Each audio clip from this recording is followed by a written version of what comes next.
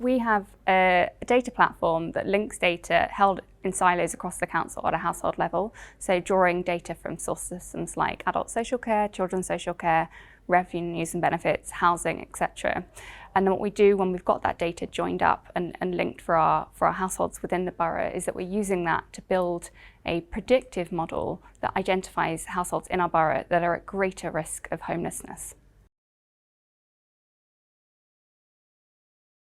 I think the important thing to note is that the people that don't get the intervention as part of our randomised controlled trial can still access all the services that we're going to offer the people that we do proactively contact. So the difference here is the fact that we are proactively reaching out to individuals and letting them know that they might be at risk and that they could be eligible for services. And we think that that small nudge might break down barriers that people might have to accessing those services, to realising that they might be the kind of people that could benefit.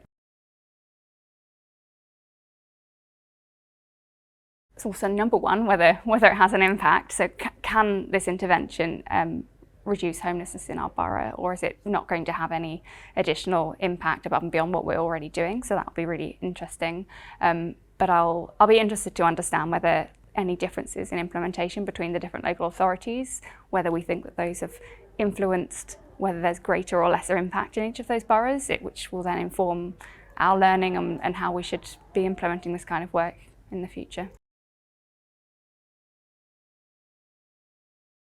Generating really high quality evidence about the effectiveness of policy interventions firstly lets us know where we should spend our money as local authorities. Like, are we investing in evidence-based interventions that actually work? Because we often make assumptions about whether an intervention will work, spend lots of money on it, and it doesn't necessarily work, or we don't know whether it does. But also, if it is effective, having this great quality evidence is going to allow us to make the case for scaling this and support other local authorities to adopt effective approaches.